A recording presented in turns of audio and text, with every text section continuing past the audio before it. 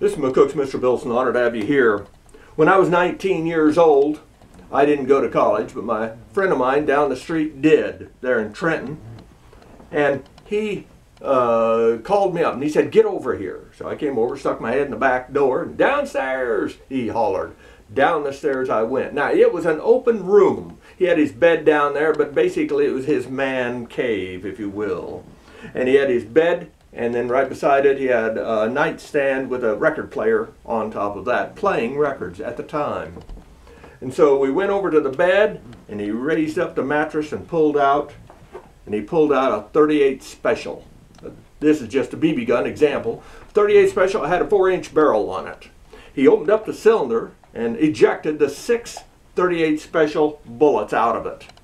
And he said, handed it to me, and he said, "There you go, now play with it if you want."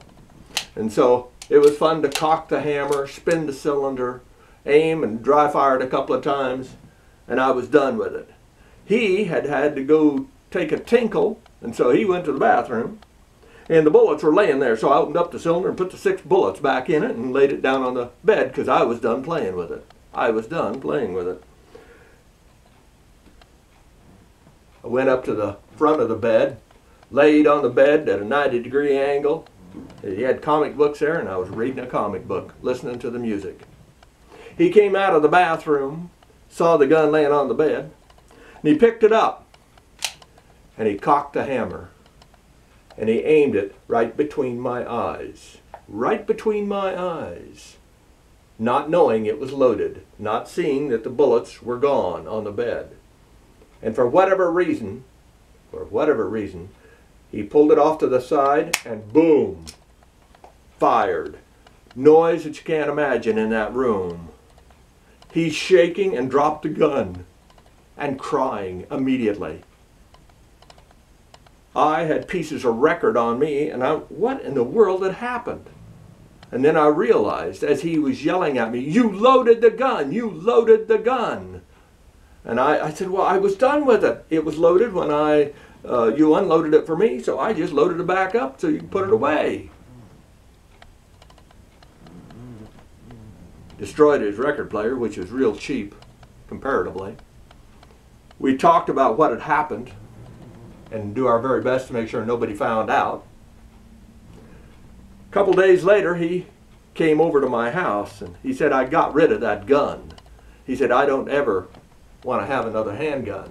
And I said, "Well, we both learned a good lesson." I said, "I think you could probably be pretty safe with one right now. But be that as it may," I said, "I don't blame you though."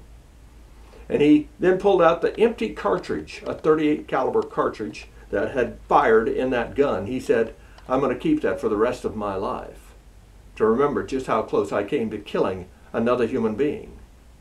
And then he reached in his pocket and he pulled out, "But here is a live bullet for you to remember by." And it came out of that same gun that day. 38 Special.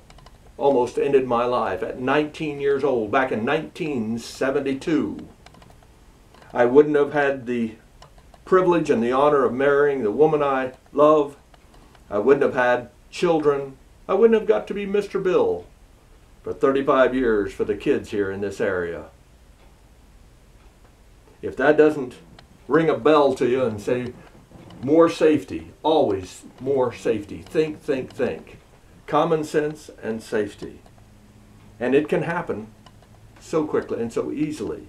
And if you say, "I've already talked to my kids, they'll be safe," they'll be safe. You can't talk enough as far as I'm concerned. And if you say your kids won't even be around a gun, there are 200 million guns out there right now. And some of them, young people have access to. That's just the way it's going to be. And so, common sense, safety. Thank you for your time.